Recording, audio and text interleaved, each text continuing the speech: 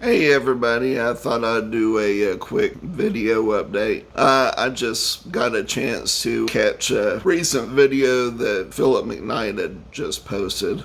He was actually talking about Guitar Center and showing how the Guitar Center in his area was basically bare. Well, I won't say bare, but all the used inventory was gone. The high-end stuff had basically been untouched. He also did point out that the hollow body stuff doesn't move that well. Of course, for those who don't know who Phillip McKnight is, he used to run a guitar shop.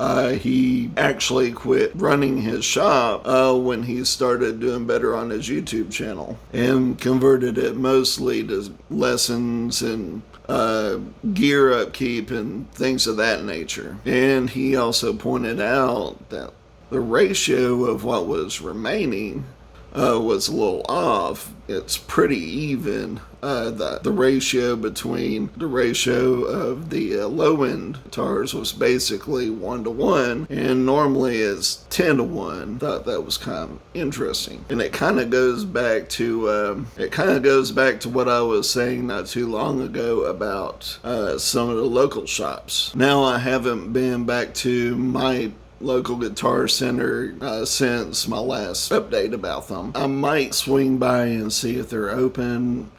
If they're open, I might get a peek in and see what's going on, but I haven't gone back since the last few times I've gone over there and it's been closed. From what I've gathered from other local vendors, the ones that are still operating, like the one that's out of town, they have actually reduced their actual retail space to a 5x5 area and converted the rest of it for rehearsals, videos, and that kind of thing. And they're more on the equipment servicing side of the business now.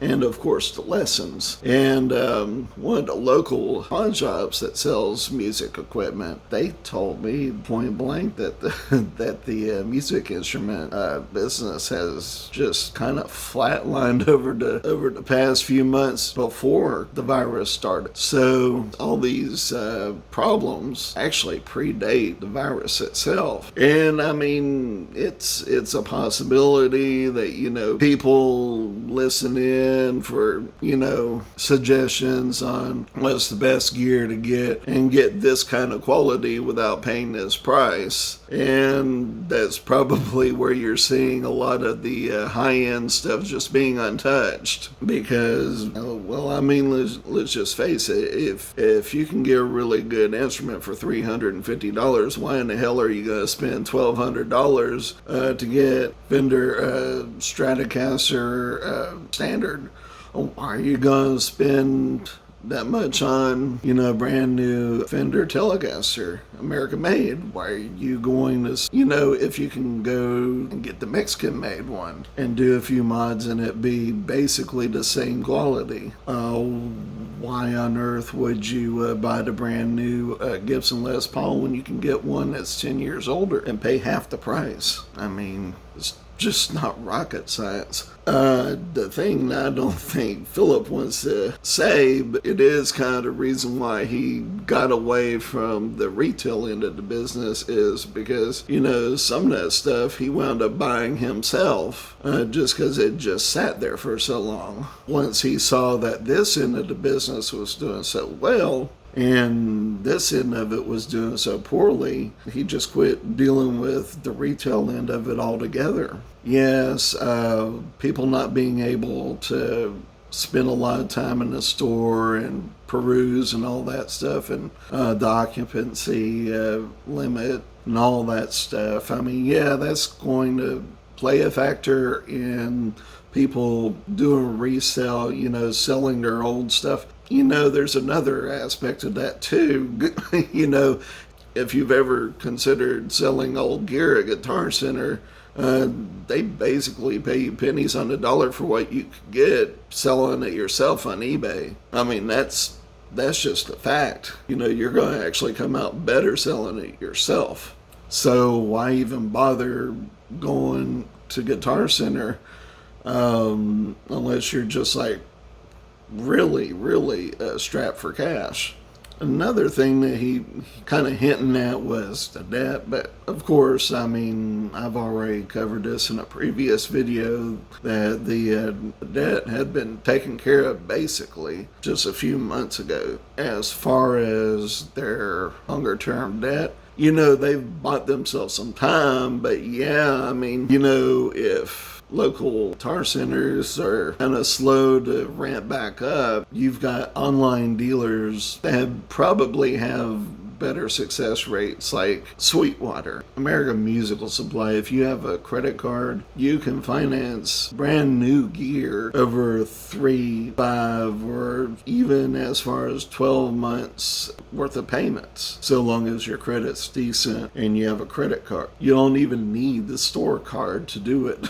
I mean, other options as far as the online sphere goes, and of course there's always stuff like Reverb, for the used gear. So it's just going to be kind of interesting to see how things pan out for Guitar Center, because I mean, if certain markets aren't performing all that great, you're going to see those stores disappear. And I mean, that's going to be a bad thing if if that's the only game in town, basically. So like, if your only other option is like online or going out of town, or this one other place over here mainly caters to school band programs and doesn't really keep, like, I don't know how else to say it other than, the stuff that everybody wants.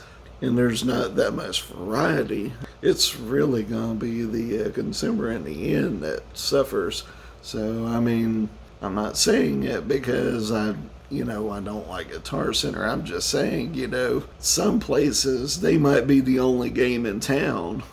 Which is why I was saying a while back, if you still have your Guitar Center, your local one, count yourself lucky and support it the best you can. But at the same time, I mean, their backs are kind of up against the wall, so to speak. I know that for a lot of the folks in the guitar community, the Guitar Center is kind of like the favorite punching bag for a lot of, I'll say the more established YouTubers and the people that are in the know. They like to say stuff like, they're just not as knowledgeable about what they're selling and this and that. I mean, actually, there's good folks that work at Guitar Center, but with the advent of YouTube and you being able to research things on your own privately before you even go into the store,